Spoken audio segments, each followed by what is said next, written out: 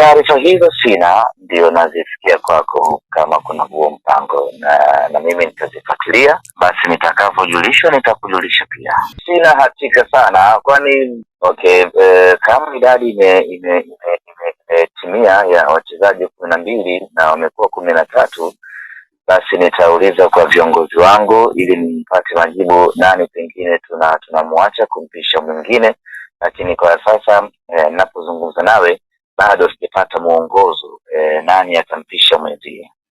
Ninachoweza kuahidi wana Simba kwamba tumepata mchezaji mzuri sana na tunamshukuru Jerut kwa kutimiza moja kati ya ahadi zake ambazo aliziweka siku tunamtangaza kwa mzabuni wetu, na ametimiza ahadi hiyo kwa kumsajili Loemba ambaye ni mali rasmi sasa ya Simba Sports Club.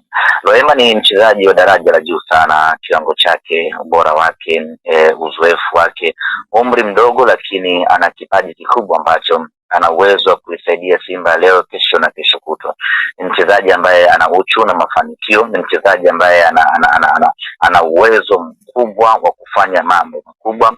Hakika Simba tumepata mchezaji wa daraja la juu sana ambaye tunaamini atatusaidia na kutuvusha kuelekea katika nchi ya ahadi ambayo tunataka kufika huko. Ni mchezaji wa daraja la juu sana, ambapo kwa sasa pengine watu wanaweza wasielewe, lakini atakapoanza kukanyaga nyasi za viwanja vya Tanzania, kila mmoja atajua hapa namzungumzia mchezaji wa aina gani.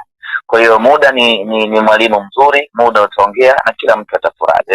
Akili, uwezo, nguvu, japo nafasi tofauti. Pogba alikuwa akicheza namba 10, ana uwezo wa kucheza namba 10 lakini ana uwezo wa kufunga vile vile. Hapo ndipo ambapo watu wa Congo Brazzaville, watu wa Cameroon wakashawishika kumuita jina hilo.